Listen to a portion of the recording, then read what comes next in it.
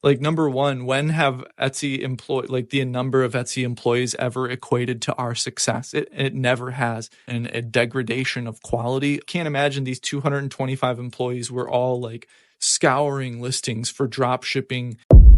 With issues seemingly looming at Etsy, in the midst of chaos, Etsy chooses to do something remarkably surprising, potentially dumb, but from what they say, a good idea. What's up, everybody? Welcome back to my channel. My name is Dave. I do new videos all the time on e-commerce and Etsy success. Go ahead and subscribe if you haven't already. And shout out to everybody grabbing the Etsy ads cheat sheet in the description below, completely free of charge. So today we're going to talk about Etsy laying off tons of people from its staff, 11% to be exact, citing a very challenging environment. We'll explore this little article together about it. And I have some very key comments to make about the situation from an Etsy seller's standpoint, as well as an Etsy coach's standpoint, being in touch with a large, section of the community of Etsy sellers. So my first, initial reaction is that they shouldn't have done that, right? But they definitely, what I think is that they definitely could have afforded to keep them. Obviously, it was only like 200 people. Let me double check here. About 225 people. So they definitely could afford to keep them, absolutely. But this is what probably happened. They probably foreseen this affecting metrics that would tank the stock prices even further than this action alone. Because doing this alone made the stock price go down. But as Etsy sellers, you and I, as Etsy sellers, we don't care about the stock price. We care about how many buyers and are on the platform and how many, dollars are flowing through the platform, more specifically our stores, right? So we don't really care about the stock price. The investors do, right? But that's why they probably did that, is because they seen something looming in the future that if they didn't cut these employees, 225 people, their headquarters is in New York. And, a decent salary there to like survive is probably like $10 trillion a month. You get the point. Probably likely upwards of 100,000. I have no idea. But, in order to comfortably live in New York City, it costs like $1 trillion a day. So 225 employee salaries yearly, that I guess that's enough to save them from whatever they wanted to save themselves from. So it had to have been saving themselves from stock price decline in the future, less profit, in other words. But it's surprising to me that this is a multi-billion-dollar corporation, and according to this article that I'm reading right here, let's jump into my computer real quick so you can see what I'm talking about. According to this report right here, let's see. After this cut, 1,700 people on staff. So for a multi-billion-dollar corporation, they only have about 2,000 employees, which, just my initial reaction is that's not enough. They need more support staff. I wonder if this number is counting like all the overseas support people that don't speak English as their first language and respond with copy and paste responses, and they don't ever really help you unless you drill and drill and drill them. Who has time and patience for that? So I'm wondering if the overseas support is in this 1,700 people. I don't know.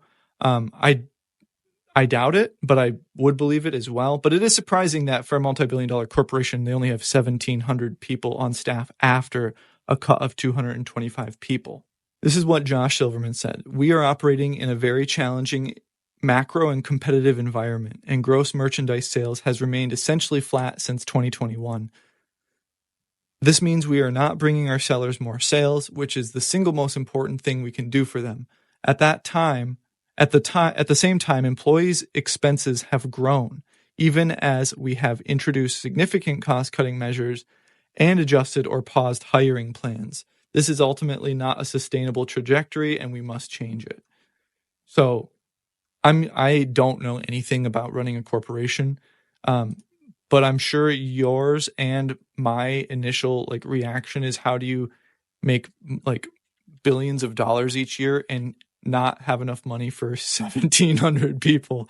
I'm not sure. Maybe if you put Josh Silverman uh, as the head of the Sahara Desert, they'd run out of sand. I'm not sure.